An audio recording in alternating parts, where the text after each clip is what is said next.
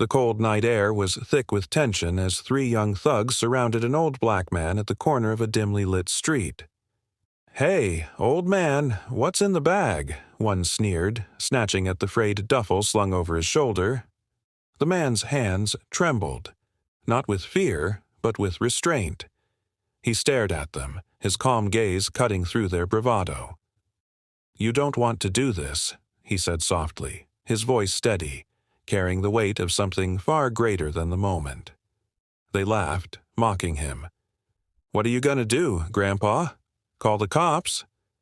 But as the old man slowly unzipped his jacket, revealing a faded medal pinned to his chest, his eyes turned steely. "Let me give you one last lesson about respect," he said, stepping forward. They had no idea the storm they were about to unleash. Before we jump into today's story, let us know in the comments where you're watching from. If you love powerful stories of justice, don't forget to like, subscribe, and share, so you never miss what's coming next. Now, let's get started. He wasn't just any old man. To most people in the neighborhood, he was simply Mr. Walker, a quiet, unassuming figure who lived alone in a rundown apartment above the corner store. He shuffled to the park every morning, nodding politely to strangers, his cane tapping steadily on the pavement. But there was something about him that made people pause. His eyes, deep and piercing, seemed to hold a lifetime of stories he never shared, and his hands, weathered but steady, moved with the precision of a man who'd seen and done things most couldn't imagine. Mr. Walker was the kind of man everyone underestimated. The kids in the neighborhood called him Old Walker behind his back, joking about his slow pace and the tattered duffel he carried everywhere. To them, he was just another relic of a time-long past. But there was a reason Mr. Walker never talked about his past, because if they knew where he'd been and what he'd survived, they wouldn't dare mock him. And on this night, the thugs were about to learn that the hard way. It started with a shove. "Move it, old man," one of the thugs barked, his voice echoing down the empty street. Mr. Walker stumbled but caught himself with his cane. He didn't respond, didn't even look at them, just kept walking. That was their mistake. To bullies, silence is an invitation. "Hey, I'm talking to you," another sneered, stepping in front of him. The tallest of the three snatched at his duffel bag, yanking it roughly. "What's so important in here, huh? Got some cash for us?" Mr. Walker's grip tightened on the strap. "That's not yours," he said firmly, his voice low but commanding. But they didn't care about right or wrong. They were young, reckless, and hungry for a fight. To them, Mr. Walker was an easy target, a frail, lonely man with no one to stand up for him. "Or what? You gonna stop us, Grandpa?" The leader laughed, his crew joining in, their voices dripping with arrogance. Mr. Walker's gaze shifted. It wasn't fear in his eyes, it was something colder, something the thugs didn't recognize. Not yet. And as they crowded around him, grinning like predators closing in, they had no idea they'd just awoken something far more dangerous than they could handle. "Let it go," Mr. Walker said again, his voice steady but firmer now, as though giving a final warning. The tallest thug scoffed, yanking harder on the bag. "What are you, some kind of war hero? You're just an old man. Now hand it over." For the first time, Mr. Walker smiled, just barely. It wasn't a smile of amusement, but one laced with the kind of certainty that unnerved anyone paying attention. "I've seen men like you before," he said, his tone calm yet cutting. "Loud, reckless, thinking the world owes you something. Let me guess, you think you're unstoppable?" The leader rolled his eyes and took a step closer. "Man, just shut up." That's when it happened. With a speed that didn't match his age, Mr. Walker twisted his wrist, wrenching the bag free. In the same motion, his cane swung upward, knocking the thug's hand away before he could react. The other two froze, startled. "What the—" "1967, Mr. Walker said, his voice calm as he adjusted his grip on the cane. "Khe-Sanh, Vietnam. I was your age when I learned what it takes to survive a fight. And trust me, This isn't one you're going to win." The thugs exchanged uneasy glances, but the leader scoffed again, trying to regain control. "Vietnam? What does that have to do with anything?" Mr. Walker slowly unbuttoned his jacket, revealing the rows of medals pinned to his chest. "Everything," he said, stepping forward. The streetlights gleamed off the bronze star at his collar. This was no ordinary old man. This was a soldier, a warrior who had faced fear and death in ways these boys couldn't even imagine. And as the realization began to dawn on them, it was already too late to back down. The leader stepped back, shaking his head as if trying to brush off the unease creeping into his chest. "Medals don't scare me, old man. Let's see if you can still fight like you used to." The other two thugs circled Mr. Walker like wolves closing in on prey, their confidence faltering but their pride refusing to let them walk away. One lunged first, swinging wildly. Mr. Walker moved with precision. In a flash, he sidestepped the attack and used his cane to sweep the thug's legs out from under him.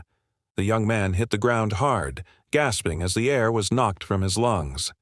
"Stay down," Mr. Walker said without even glancing at him. The second thug hesitated but grabbed a metal pipe lying nearby. He swung it with all his might, aiming for Mr. Walker's head. But the old veteran ducked effortlessly, the pipe whistling past him. With a swift jab of the cane, he disarmed the thug, sending the pipe clattering to the pavement. Then, in one fluid motion, he pressed the tip of the cane to the thug's chest, pinning him in place. "Two down," Mr. Walker said, his voice calm but firm. "You still want to try your luck?" The leader's bravado began to crumble. His friends were groaning on the ground, and this frail old man had barely broken a sweat. What are you?" he stammered, taking another step back.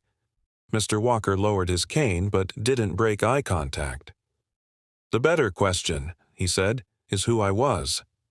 The leader's hands trembled as he reached for his phone. "You know what? Forget this."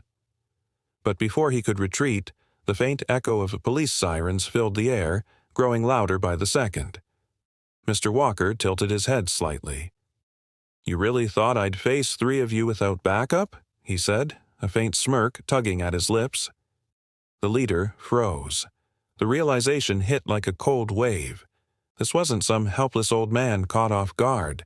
This was a soldier who'd assessed the situation long before they made their first move. And as the red and blue lights flashed at the end of the street, the true weight of their mistake began to sink in. The leader's eyes darted between Mr. Walker and the flashing police lights.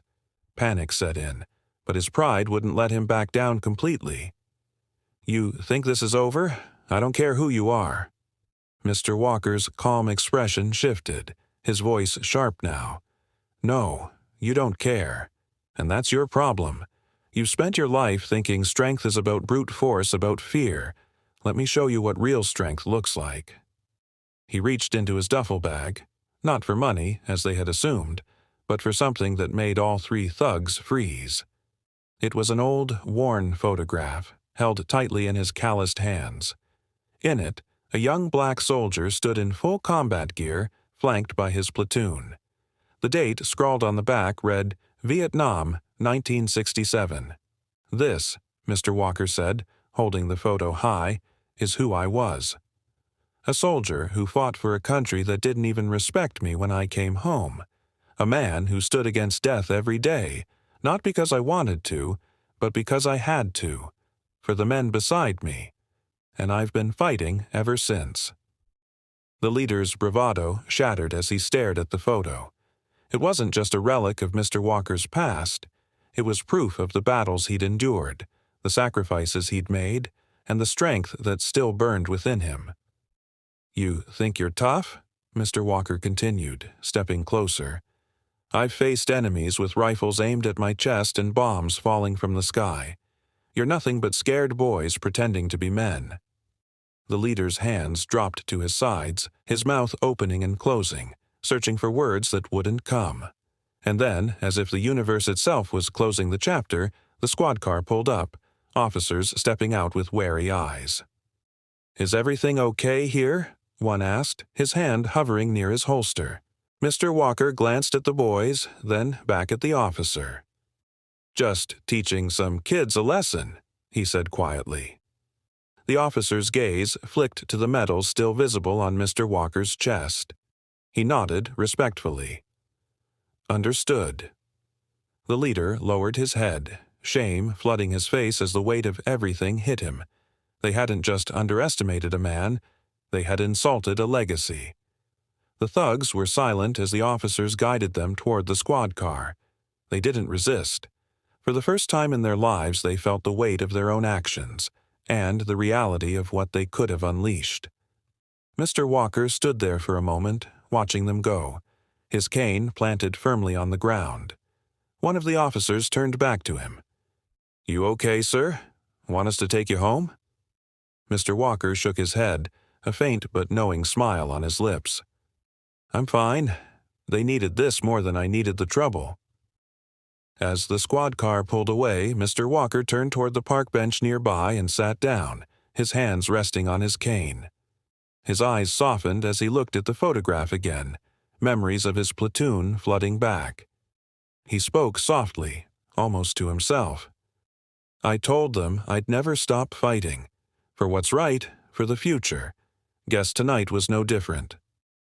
The camera pans back to the street, now empty and quiet. Mr. Walker's figure, small but resolute, remains a symbol of strength, endurance, and dignity. Sometimes the greatest battles are not fought on the battlefield, but in the way we choose to carry ourselves in the face of ignorance and disrespect. True strength isn't about how loud or violent you can be.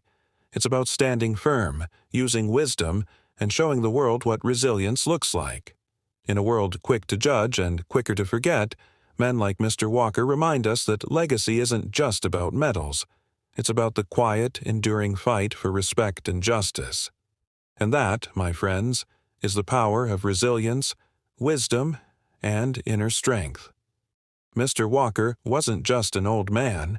He was a living testament to courage and dignity in the face of adversity.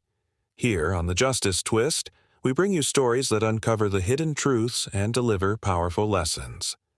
If this story moved you, don't forget to like, share, and subscribe. Stay tuned for more twists, turns, and tales of justice served. Remember, it's not always about who's loudest or strongest. It's about who stands for what's right. Until next time, take care and keep standing for justice.